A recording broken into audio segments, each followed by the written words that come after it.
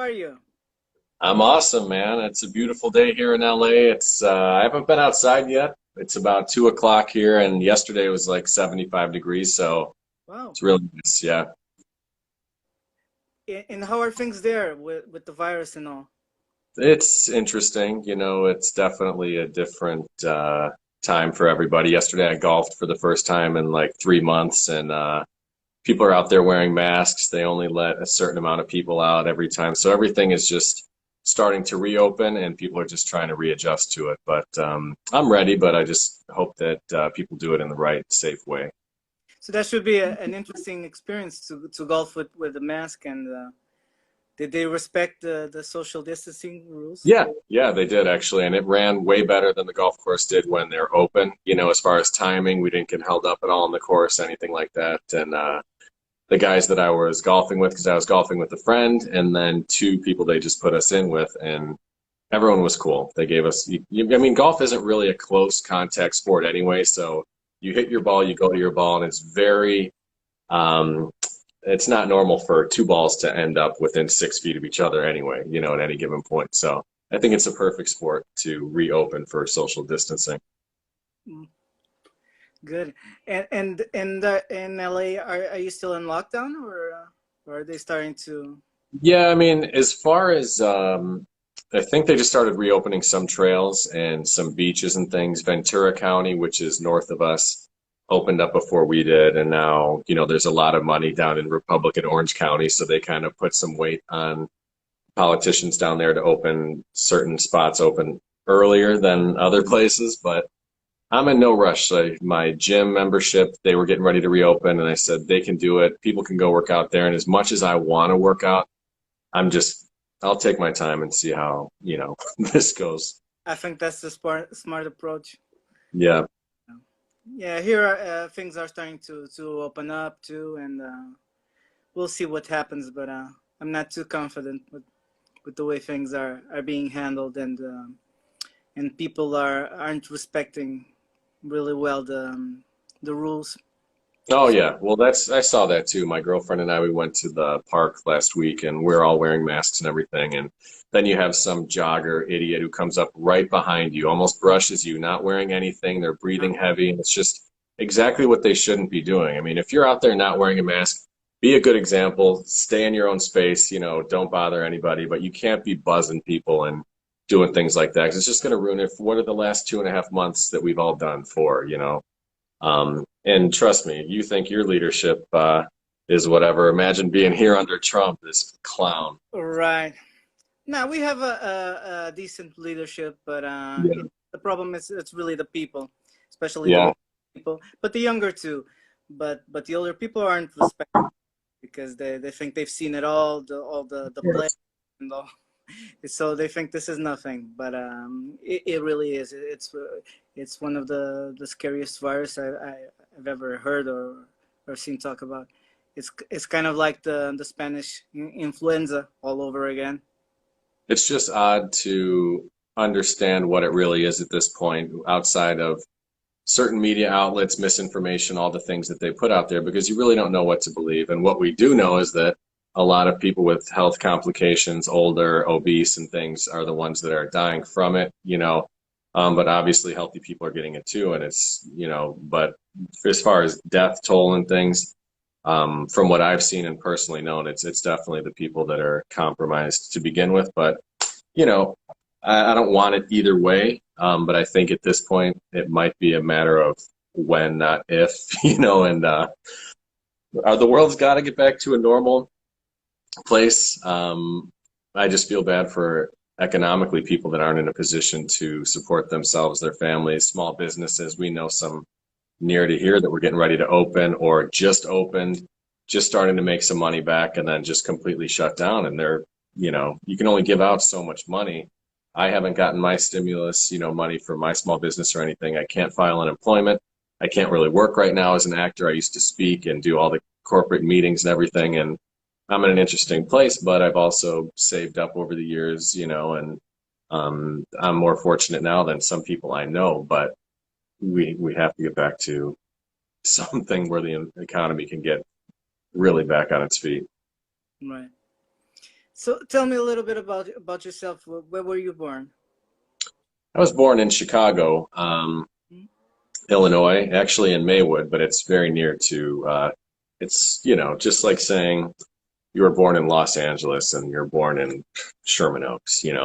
Um, so yeah, 1980, born on the south side of Chicago, white mom, black father, and kind of like Obama, and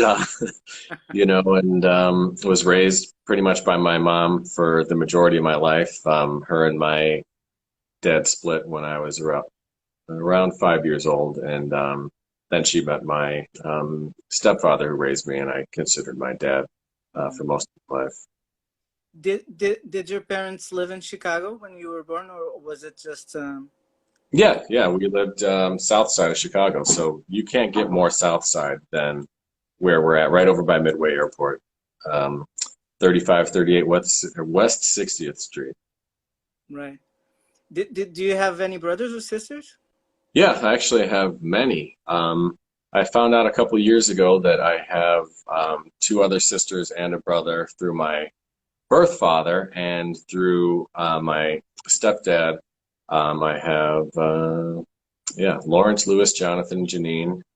I was raised with, and then we have Vivian, Kira, and Josh that I found out about maybe almost 10 years ago, and slowly I found them all over the country and made an effort to meet up with everyone, and they're great. I have a huge, huge family. You have a good relationship with all of them? Yeah, and the ones with Josh, Kira, and Vivian are growing. It's hard to keep up even with my family because we're all scattered. You're the family I was raised with, because we're scattered all over the place. We try to keep in touch, but we all follow each other on social media and message from time to time. Um, and I recently reconnected with my birth father last year. I met him for the first time in, Oh, geez, 33 years. So that's that the was pretty cool. about social media.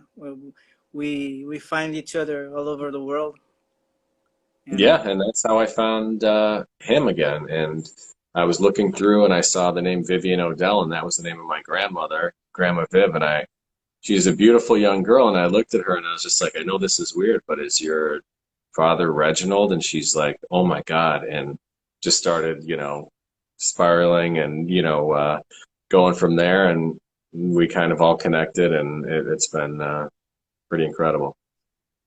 so tell me a little bit about your parents or and your stepfather too. Well, it's interesting because, growing up, especially on the south side of Chicago, Mm-hmm. during that time, it wasn't like the 60s, but there was still a lot of racial separation. There's, Little Italy, there's, the Mexican part of town, Arabic part of town, Polish, all the different nationalities were kind of segmented. So for a white woman to be dating black men in that neighborhood or black men in that neighborhood was kind of, looked down on by a lot of people, or kind of like, side-eyed and things. So my mom's always been a really strong driving force and just, followed her heart in her life. And so when she got separated from my birth father, like I always wanted to have that male, good job, son. Like you always want that kind of reassurance from like a dad or a father figure and stuff. So I kind of always sought that out.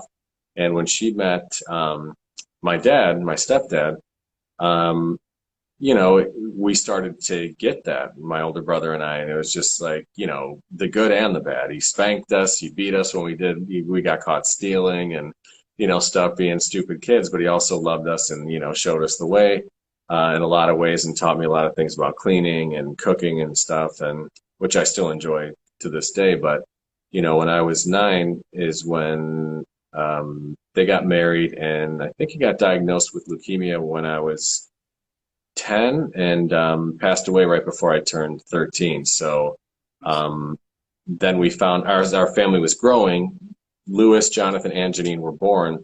And then, Janine was 8 months old when he died. So it was my mom raising 5 kids on her own. So my responsibilities went from normal, kid stuff, watching cartoons, being outside, to help raising, kids and stuff. And my family responsibilities grew, and it shaped me into the person I am now. But, it's, yeah, it was rough at times, but it's definitely allowed me to flourish later on in life by giving me these lessons that most of my friends never had. You know, they got to college, they didn't know how to do their laundry, how to load a dishwasher, how to do anything. I'm like, where have you guys been, you know, the past 10 years? How have you not known this? So, you know, life's about what you make of it.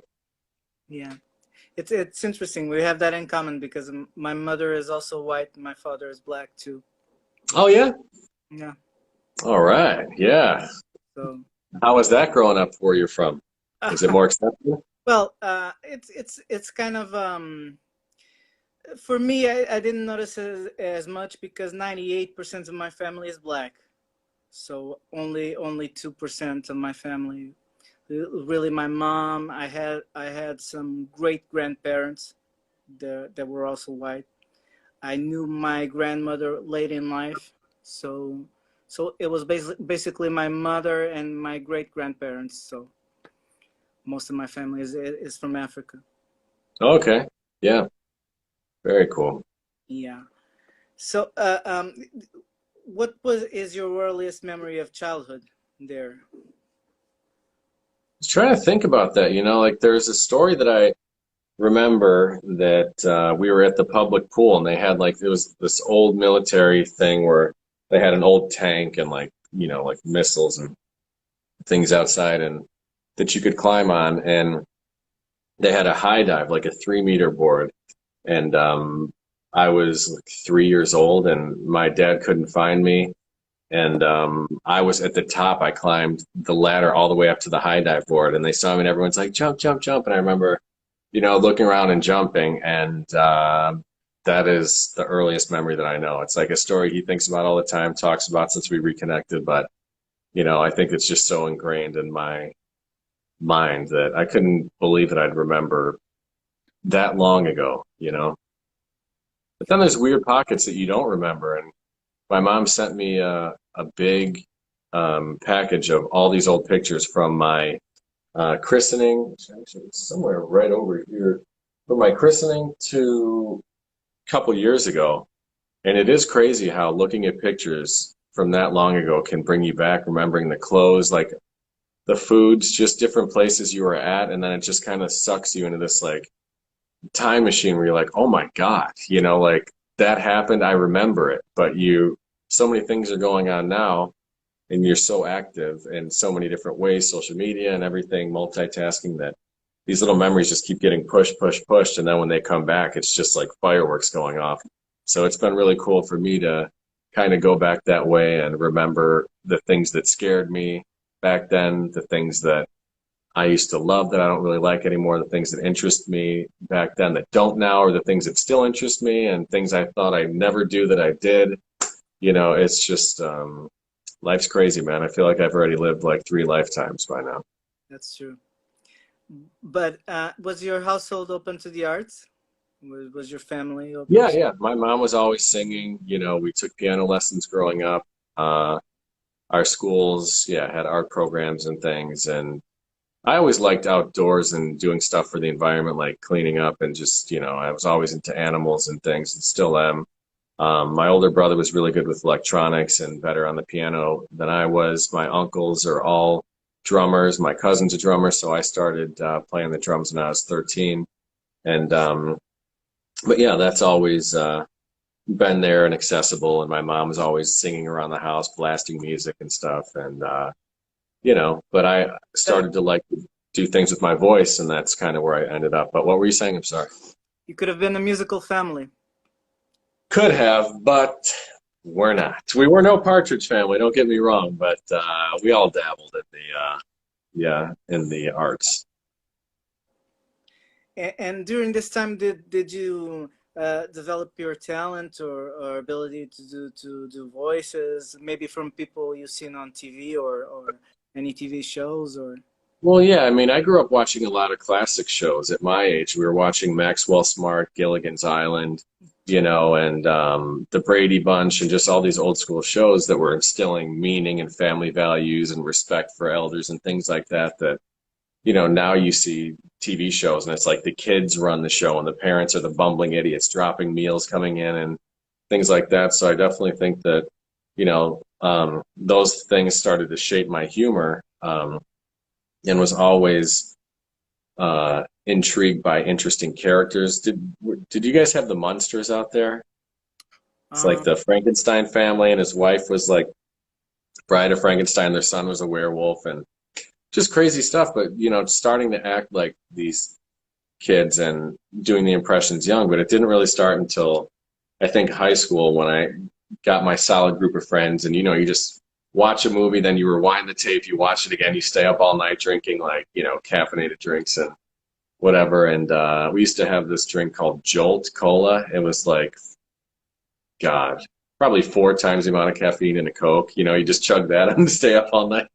But anyway, so that's where it started. And then I'd start doing voices, impressions of kids in my class, teachers, and things. And then just kept growing. And once I got my first computer and could record myself and things, I started altering and making tapes and things for my friends and mixes and stuff. And then took voiceover classes and then developed, you know, the skill that was there, but just tried to push it, which I think everyone should. If you find that you're good at something, don't settle for just, recognizing that. You have to build off the talents to become either the greatest or a professional or just, to be proficient in whatever you do. But it's like my brothers. I took them on a 5K run and I told them like, all right, guys, I'm going to finish before you. I'll meet you at the finish line. They have bananas and drinks there. I'll be waiting for you.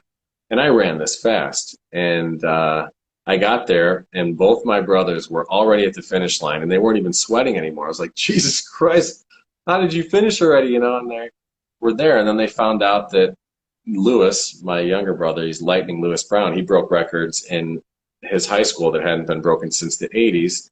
And Jonathan ran and cross country and stuff, but they never knew that they had that talent until I invited them to do something. And then it was just like, oh, I can do that.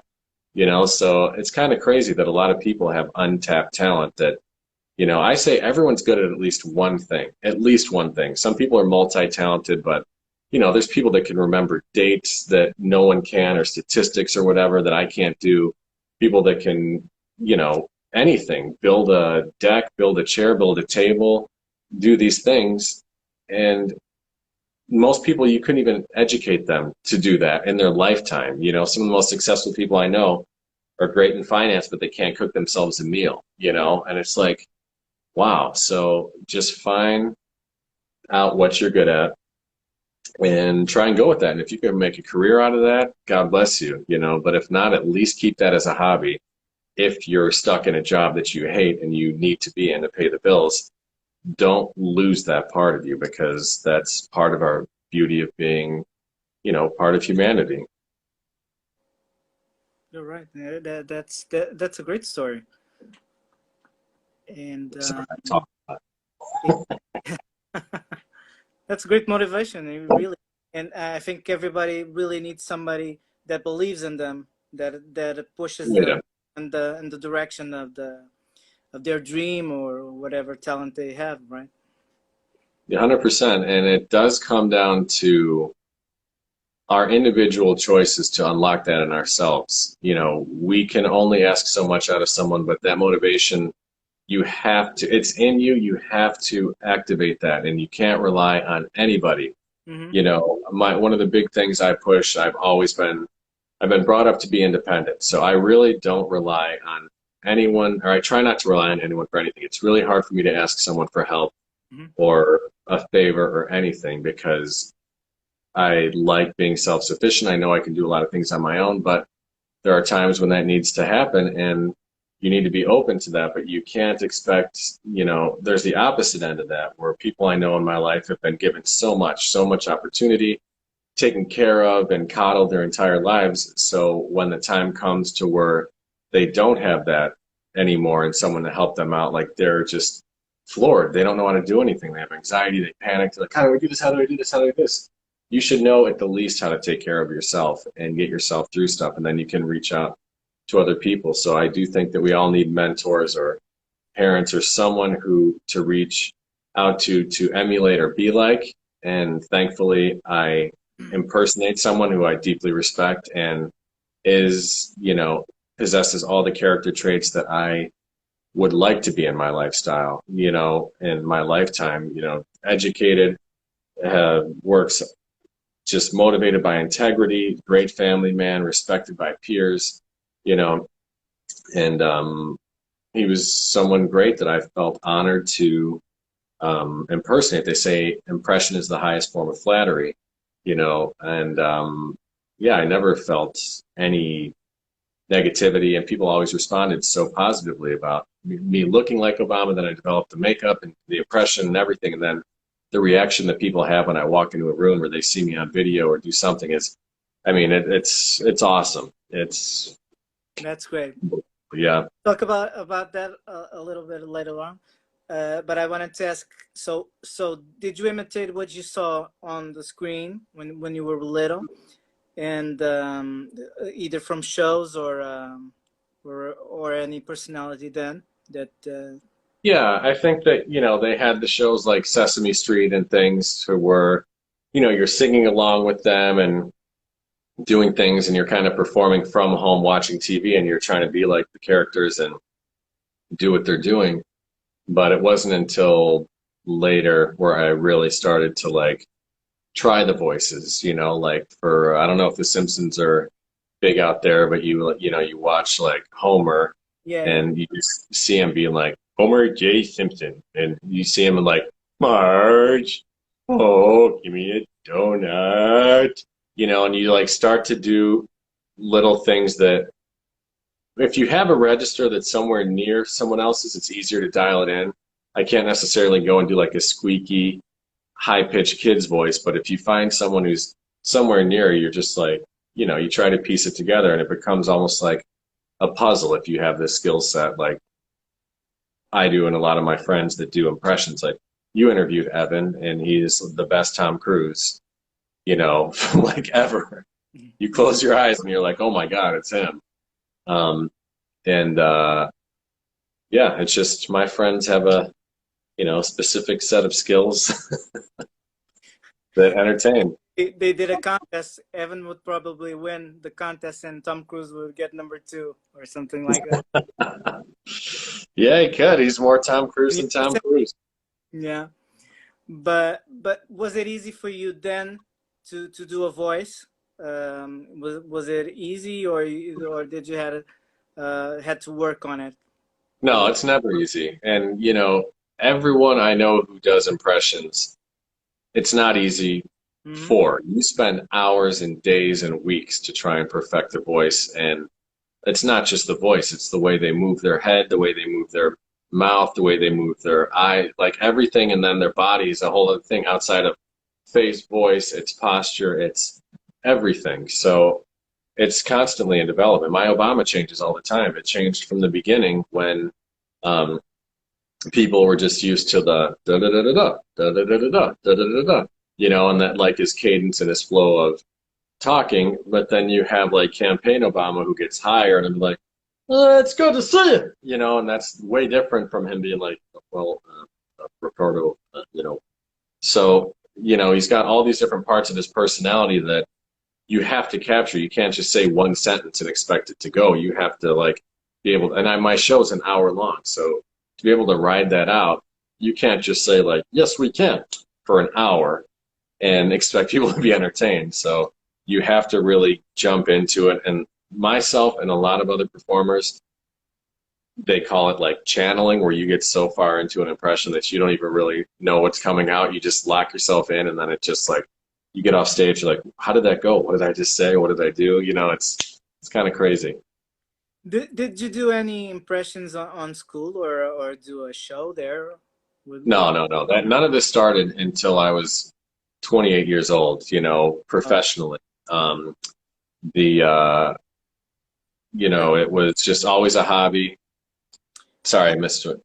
did you do it on the playground for the other kids, kind of like a joke? No, not really. I mean, we would just joke around or, you know, like I would mimic some people here and there, like on the playground, but it wasn't anything like constantly, you know, my classmates always found me, you know, funny and whatever. I could always make people laugh, but it wasn't like I wasn't the class clown. I wasn't always trying to get a laugh. You know, it's just one of those things that developed over time. And I really didn't know what I was going to do with the Obama thing until, you know, I wasn't even considering that until someone told me, they're like, you can travel the world and make a great living if you can become like the #1 Obama guy. He's like, I had no idea that that was even a career choice. You know, I was planning on having my own cooking show and being in broadcasting in Chicago. What course did you major in? I Or started in liberal arts and sciences because I couldn't get into advertising college. And then I dropped out of college when I was 19 and never went back. and is that directed to work in arts or To be honest, I mean, it was the easiest college for me to get into. With my grade point average, I needed to get out of my house. I wanted to go live on my own, you know, and have my own schedule and all that. So, you know, to get into the University of Illinois isn't easy. So that was the first college I can get into, and I was planning on transferring into advertising, which was one of the harder colleges to get into there, Mhm. um, and or curriculums. And then, you know, I got signed to a modeling contract. I thought I was all cool, too cool for school, and I dropped out. Then I went back, and then I got jumped one night in a hate crime, and they busted my cheekbone in 3 places. So then I had to have reconstructive surgery, plates put in my face, and that took me back out of school. And then I just never went back after I healed. And did you ever consider to do anything on radio, for instance?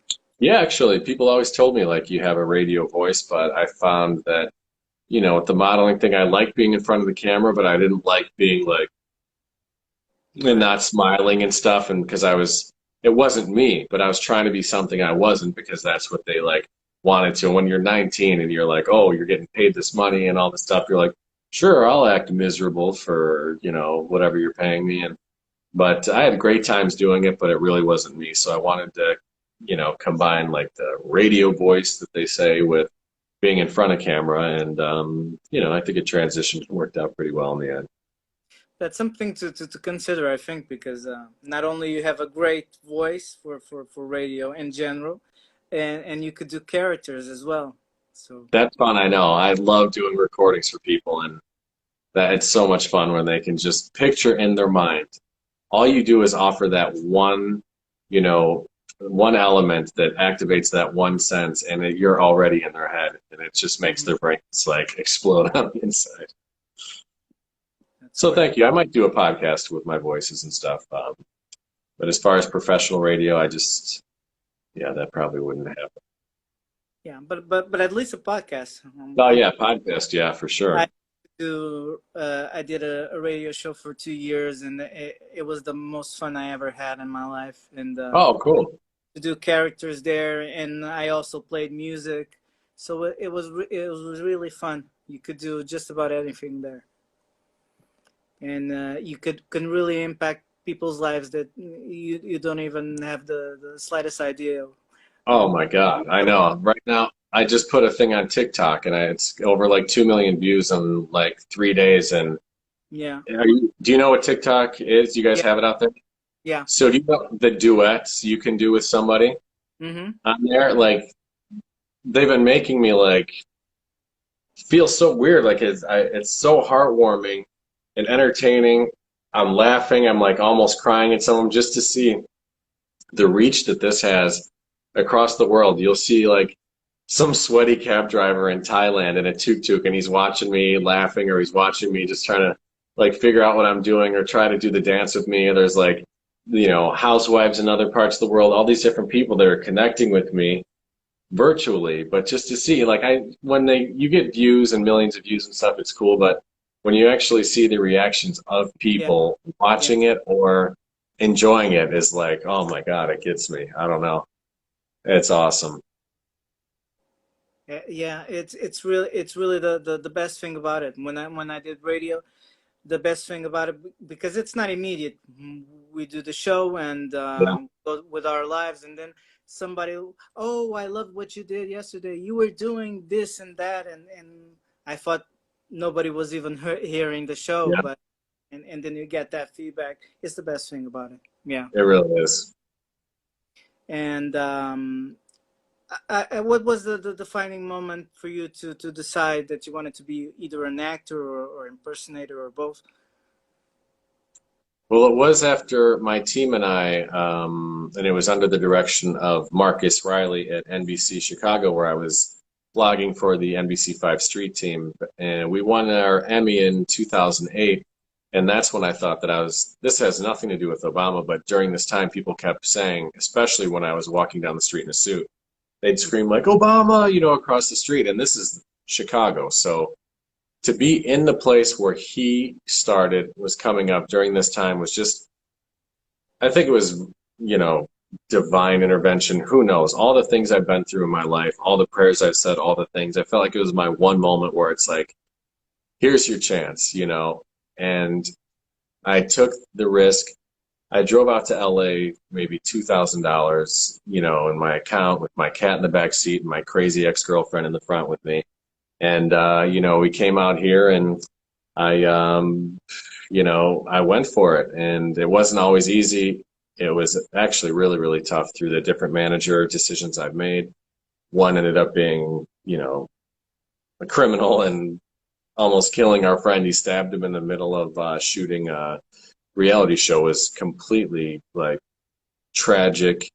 He survived, but like this is my manager who did this, and right at one of the heights of my career. So through all the hard work, you think you're finally going to make it, then he does this, and then not only is our friend's health and life in a compromised position, but my career was in limbo, and then all my bookings fell off and everything. So right when I thought I made it, I slammed down on my face. Then I went back to my old manager, and that didn't really work out. So I've been managing myself for the past 8 years, and it's been bigger and better than ever. And, I've done movies, television, international campaigns and things, and it's just kind of broadened the internet, and its expansive, reach has just brought me to, I think, 24 countries I've performed in now. And it's just been an incredible experience.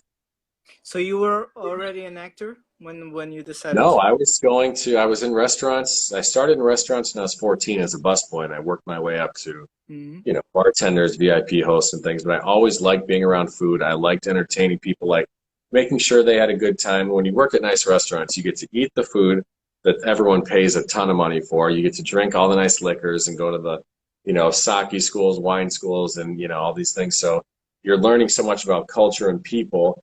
And I just took those people skills out of the restaurant.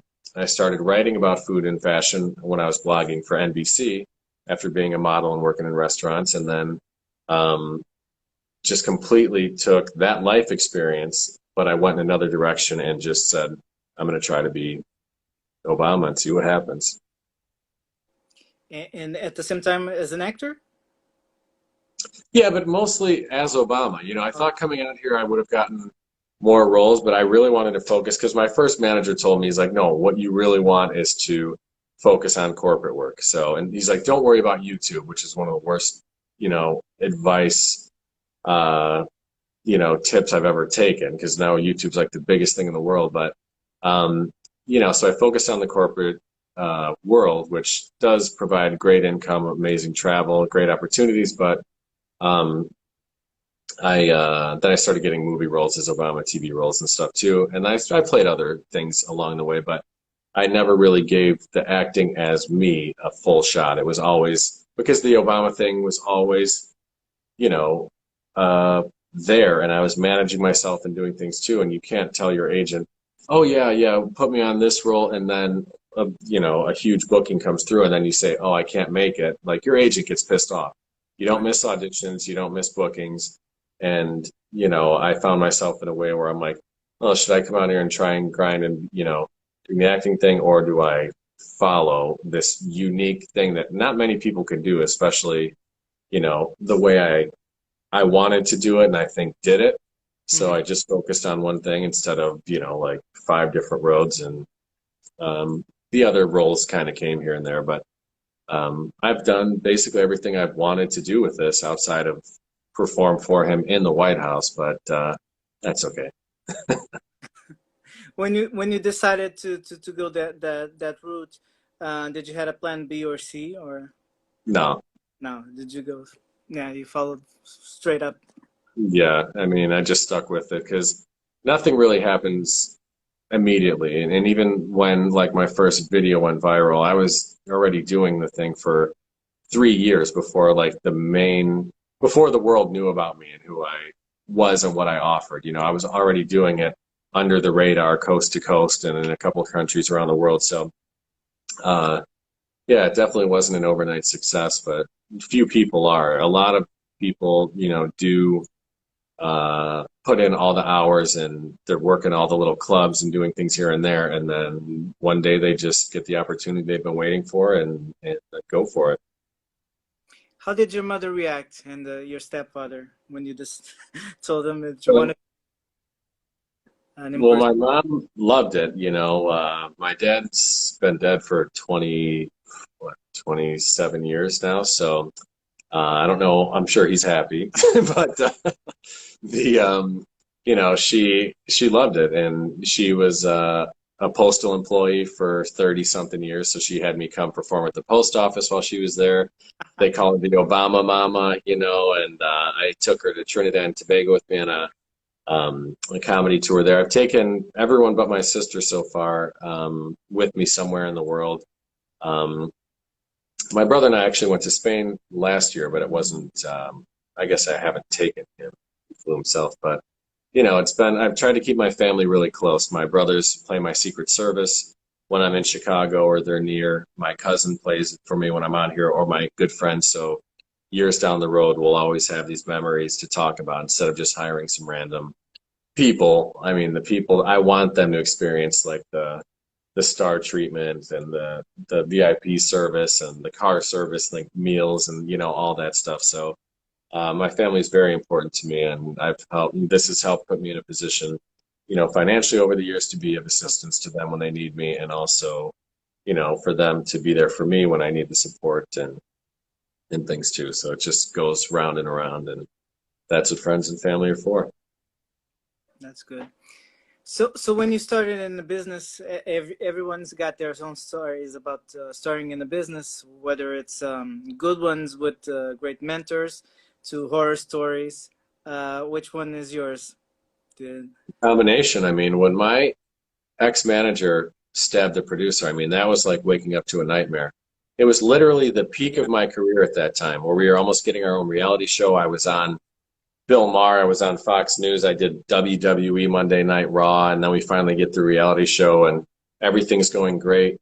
And then I wake up to, you know, a cop waking me up in bed saying, you know, a stabbing occurred in the kitchen, and then it was just complete downfall. But there's been so many highlights to my career too, and it's not just financial. It's meeting people that really think that I'm him, like 100-year-old black woman when I was down in Alabama who like cried and shook and like held me and told me she never thought she'd live to see a black president and Oh, things like that, where you just have to let these people have these moments. And you know, whether she ever found out I wasn't him, with some people don't realize that I'm not him. Even after I used to do the moonwalk and did a 30-minute comedy show and I'd end singing, dancing, and do the moonwalk and get off stage, people would still be like, Mr. President, you know, there's legislation that's really going to affect blah, blah, blah. Could you please help out? I'm like, I just did the moonwalk. And I was like, you're like, did you not? Whatever. But either way, I mean, it's so rewarding. And like I said, even with the TikTok and stuff, that's not financial. TikTok doesn't put a dime in my pocket, but to see the way it affects people is unbelievable. I mean, I can only imagine what it's like to be a bona fide celebrity. You know, when I take it off, people might look at me and say, oh, this guy kind of looks like Obama, whatever. But when I become him, it is like, there's nothing like it. No one in the world knows what it's like, you know. Even like the top Trump, he's a friend of mine, John D. Domenico. He does it, but he's the cartoon version. He doesn't fool anyone. Like no one looks at him and says that's Trump, but they enjoy the impression. They know that it's like a joke, whatever. When I become Obama, people have fainted. They like the emotional reactions out of it. Like they drop their phones. They don't know what to do. If I forget that I'm, you know, in makeup and I'm driving to a gig hmm. and they unroll their window and look at me like cars have swerved. We've caused an accident before. You know, people hand you their babies immediately to hold and kiss. It's just like such an odd phenomenon, and I'm so honored and just like to be part of it and be able to experience this in my lifetime. And then but it's crazy because some people say, oh, but you're not him, and they almost like they have this thing that tries to cheapen me and what I offer, like, oh, but you're not him, but you're not that. But I'm said, yeah, but I'm still, Yeah, not only am I still like a human who's of course. constantly helping and wanting like the best for our planet and doing things productive for the planet, but I'm like, I'm offering a skill, a talent. And it's crazy how some people like treat you like a commodity too, and say like, "Oh, get over here, get in a picture with me, and talk to me without using manners and things." And I'm big on manners for one. So if someone talks to me like that, I just act like I can't hear them at all, and I'll put my phone and be like, and I'll walk the other direction. You don't talk to me like that, for one, and two, you don't talk to anybody like that. But um, it's what I'm able to do is so special in so many ways, and not everyone feels the same way about Obama. So I've had the opposite where people have thrown punches, tried spitting in my face, started fights. I had a death threat, all this like stuff where it's like they don't get the joke. So it's not all rainbows and butterflies. It is, and to walk into a room where, I'm telling jokes for 30 minutes in a corporate setting to try making businessmen laugh. Corporate world is very political also. You can't say even PG-13 jokes sometimes. It's like got to be clean, clean, clean. So when you walk into a room full of conservatives that let their president have sex with strippers and say whatever he wants and do all this, cheat on his wife, do all this stuff. But when I make a joke about that, it's like I'm the bad guy. You know, it's so weird the way people work sometimes. And so comedy's been in an interesting place over the years where things where they used to be able to say all these words and things that are deemed politically incorrect now, they're not able to say anymore, but also political comedy even marginalizes you further to what you're able to get away with. I can imagine that you got many gigs in Texas, for instance.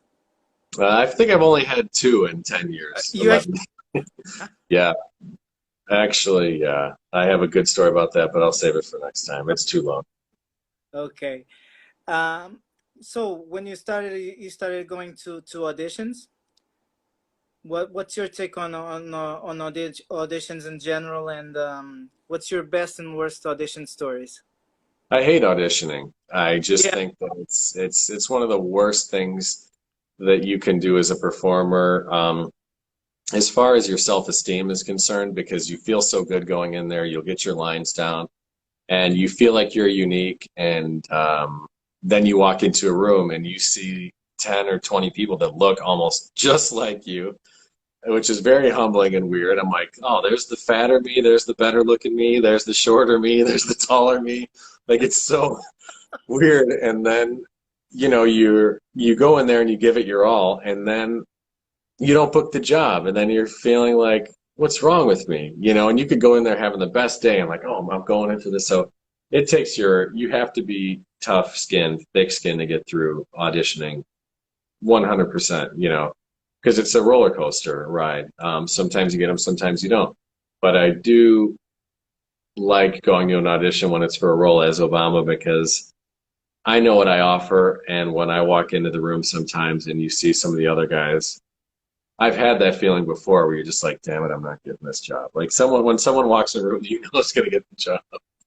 So those are typically my best stories, but I mean, I've botched so many auditions along the way, it's not even funny. And you can be going over it a million times over, when I don't really memorize things quickly, so I'll write it down, I'll put it on, I'll record it, I'll listen to it in the car, I'll over and over and over. So you're doing that all night, then you go in there and they're like, they'll feed you your cue.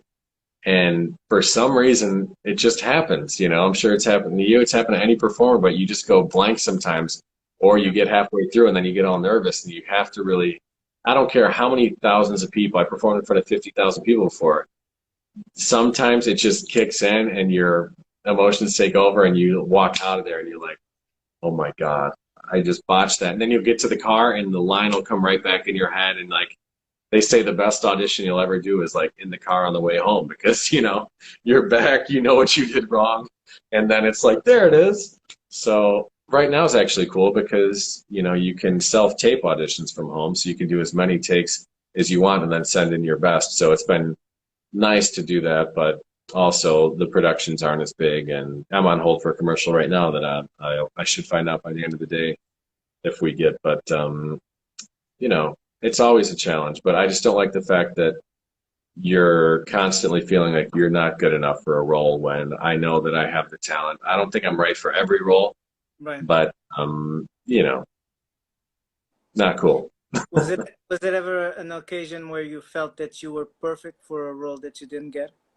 Oh, of course, yeah. And then there's been the opposite where I thought I was, and then I saw someone get the role and did it, and I'm like, they're better than me. They deserve the job. You know, like I know my range, and I'm not someone who can, you know, go from like, ha, you know, laughing and then cry and then back to laughing. Like certain, like the best actors aren't the most emotionally stable people, as we know through their personal lives and things like that. Like it takes a different mentality to be able to cry on cue, to do all these different emotions, to make other people believe it. And, you know, I have it to a certain degree, but I don't think I'm going to go winning an Academy Award anytime soon. But also, I know I'm a way better Obama than Brad Pitt, Denzel Washington, Meryl Streep. You know, I have my set of skills that no one else will ever be able to do like me. Just like I'll never be able to do what Jamie Foxx does and all these other people can do. But on the other hand, it's kind of like every role can be your version of the role. It doesn't have to be that specific way. I think you All can. right. Well, you write a movie, you produce it, and you give me the lead, and I'll teach you a lesson. Okay, okay. Well, it's just a matter of seeing things differently. I think Yeah, yeah. it's just a point of view, but I think that there's always the possibility of going there and saying that could be me. Oh, for sure. No, I'm not saying that I'm, you know, talentless. I just know that the level that they're able to do it, it's just like from what I've been doing for the past 11 years, if I were to invest all that time and effort into strictly developing my acting performance and things, then I know that I would be at that. But that's like telling them to do in 3 months what I've done in 11 years and expect them to be to my level, you know? And I just don't think that that's possible. But I trust me, I can play leading roles. I could play whatever. I've done it all, and I'm willing to do it. Keep on doing it all. There's nothing that I really don't see myself doing outside of skydiving. But I'm sure if I ever wanted to, I could do that. But I have no wants to ever go skydiving. Do you feel it's easier in terms of talking about auditions again? That it's easier to do Obama or any kind of impersonation or comedy for a packed room, instead of doing to a room of one, Oh my God, yeah. as hard as it can be to perform for a packed room. Yeah, I mean it's well they say, you know, like laughter's kind of it's so social, you know, and I've experienced it when I'm, you know, performing for a corporate event. If the boss isn't laughing at the table, sometimes the whole staff isn't laughing, but the other sections of the room are. You don't know if the person who's in the room had a bad day, they just got cut off, or they found out their wife's cheating on them. Then you come in and audition in front of them, and then you get the aggression and the, you know, anger. So it's, yeah, the more the merrier, I think, when it comes to that, because you always want people to. That's why they have juries and um, people that offer different insights into why you should or shouldn't do something. When you just lead it up to one person, you know, it's kind of hard because as much as we could get along, you know, our humors can be completely different. My brother and my humor, he loves stuff and he forwards it to me, and I'm just like, uh huh. And then I'll think something's hilarious, forward it to him, and I'll be like, this is so stupid, you know. But then it's just so subjective And humor, so you then don't want to uh, be in that position. audition for a stand-up comedy gig, and I think it was one of the worst auditions I ever had because You're doing stuff that you did on stage for other people that they laughed, and you had this guy that is like this, and when he does laugh, it's like Yeah, yeah. you're frozen there, and it's one of the worst feelings you ever get in life, I think. Yeah, it's so odd. There's certain things that I'll be watching, and if no one's around, unless it's really funny, there's a difference between being funny and then being hilarious. There's stuff where I'll watch it in my head, I'll be like, huh, that's funny, and I won't even really laugh out loud. But then there's stuff and scenes that I'll watch where I can't even hold it. I can't even breathe. So it's so crazy. It's from what you think is clever to what you think is witty, funny, hilarious, and the different levels that actually evoke that response that make you like change your whole posture and your breath, and you're crying, and you're like, you can't breathe. Like, it's such an interesting science of laughter. So what did you what are the things that catch your eye regarding President Obama that are good for the impersonation that you kind of studied? The Well, thing. immediately, yeah, it's his posture and his walk are pretty, you know, uh, unique, and most people know that. The kind of way that he punches over a bit, and he's really hingy. I mean, he moves from like here, and elbows kind of like the robot dance, but like a little bit smoother when he walks. And so he has that. The way he holds his head a lot is kind of back and to the side when he talks, and he does a lot of stuff with his mouth when he speaks, and he'll say you know and he does a lot of like those. Um, and when he talks, he tends to move his head like that and use his hands like this and that. So it's just getting all the little body things down, and the cadence, like I mentioned earlier, where it's kind of like this. And when he does say "and," it's like and so he stretches "and" out a lot. Instead of people, he's always like and those folks. So he always calls people folks, and just the little things that like all add up to the pieces of the puzzle where you just put that out there and people get it like immediately. So it's just a full body thing. It's the voice, the attitude. I mean, I used to walk in, I could see on old videos where, I mean, I just would walk to the podium, no real confidence. I was new. You could definitely tell, but I didn't walk into the room like I was the leader of the United States. So he definitely has that like swag walk, the confidence, which came from obviously the life that he's led, community organizing and being with people, being such a great speaker, knowing how to talk. And when he does talk, instead of like Trump, who talks out of his ass the whole time and he just says things that are complete. I don't know if you saw what's on the news earlier, but he's talking about how positively, negative, whatever the hell he was talking about. It's like, shut up. You don't always need to be talking. Don't always say you're the best at everything. Say you have the best team if you want, but you don't know everything. But Trump will default to that, where instead of Obama saying that, he'll be like, and he'll take a second while he's stuttering to actually think about what he's saying instead of just diarrhea out of his mouth. So I'm embarrassed about the leadership that we have, if you can't tell right now. And I don't think it's good for, the world, for us to begin with, but for the world who used to look to us for, leadership and guidance and whatever. And whatever Obama's legacy worked towards has completely been nuclearly destroyed by this moron and his administration. And I just want people to get past politics and find a way where I wish both parties were destroyed and it was just the United States of America. No Democrat, Republican BS, no libertarian, whatever.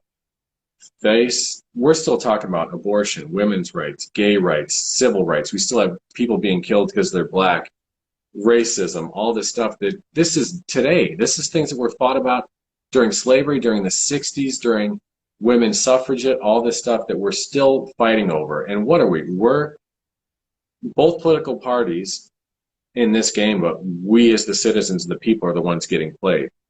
right. these old, politicians don't have anything. They don't know what they're talking about. They don't know what my life's like.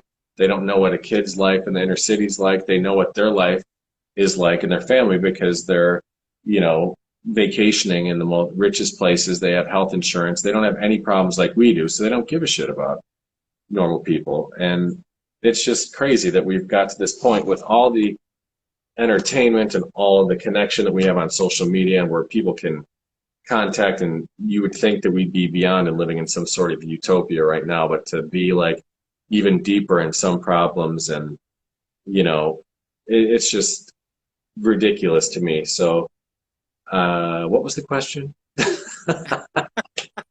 I was gonna ask you. It's interesting that President Obama is such a serious person, but we can also see a lot of humor in him, or you can find the humor that his Oh whole, yeah. yeah. Well, you have to be smart to be funny, I think. If you need to relate to people, that's why some of the most popular stand-ups over the years, they're they're relating to every person's experience, that you've had, whether you're rich or poor. People can laugh at it because it's like, oh, it's human, it's funny. Like, I remember when I did that, it was kind of dumb, or you could relate to it, but it's and he's great at that. He's a great communicator, and he's someone who can build you up and make you feel good about yourself, whereas the orange clown does the exact opposite and will make you feel terrible and ridicule you and fire you or tell you shouldn't be a reporter and you're lying, and while he's up there lying and whatever. So yeah, it's too. I'm not surprised because I'll just stop there. We'll go to the next question. Did you ever impersonate him when he does those dad jokes that he does from time to time? I don't know, but I know he's taken a couple of my jokes over the years, like Did he? down at the correspondence dinner. Yeah, and it's fine. I never got a thank you or anything, but you Did you ever, know, what's that? did you ever meet him? Yeah, I met him. It's on YouTube. It lasted literally a second and a half. But still, for me, it was a moment I won't forget. And I just had to, I've always wanted to meet him. Like I said, I wanted to do it in the White House, but I never got that invitation, unfortunately. I did, but it wasn't, it turned out to be something that we didn't think. This guy emailed me and told me